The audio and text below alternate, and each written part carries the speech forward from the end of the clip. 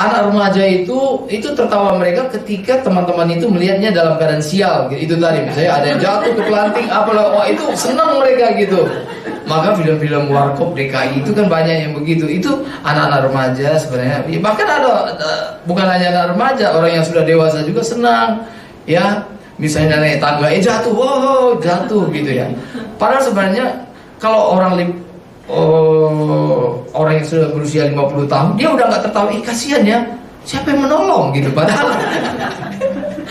apalagi cerita misalnya, wah, misalnya cerita tentang ada orang yang ketimpa ini gitu, yang lain tertawa, tapi umur 50 tahun mulai mikir, loh kasihan, udah dibawa ke dokter belum gitu. Jadi nggak ada unsur humornya begitu saudara. Dan serius memikirkan gitu ya. Jadi firman Tuhan mengajarkan kita, tadi saya kaitkan dengan 1 Korintus 14 ayat yang ke-20, di mana firman Tuhan mengatakan, kalau dalam pemikiran jangan seperti kanak-kanak. Dalam pemikiran kamu harus dewasa.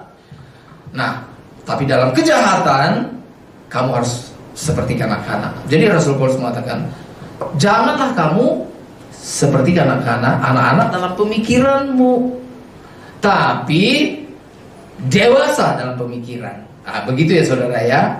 Jadi anak-anak dalam hal apa? Dalam hal sikap, dalam hal karakter itu tadi.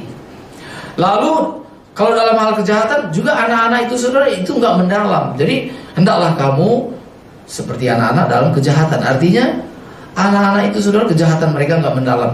Maka itu mereka anak-anak sebenarnya lebih tepat disebut nakal gitu. Sebab mereka nggak ada rasa dendam, nggak ada niat jahat, sebenarnya itu iseng dan sebagainya. Dan sesudah itu ya sudah selesai lagi urusan gitu saudara ya. Kalau saudara misalnya menyimpan sakit hati kepada seseorang, kita perlu belajar kepada anak kecil. Kalau saudara meragukan kasih Tuhan, belajar kepada anak kecil. Anak kecil begitu percaya kepada orang tuanya.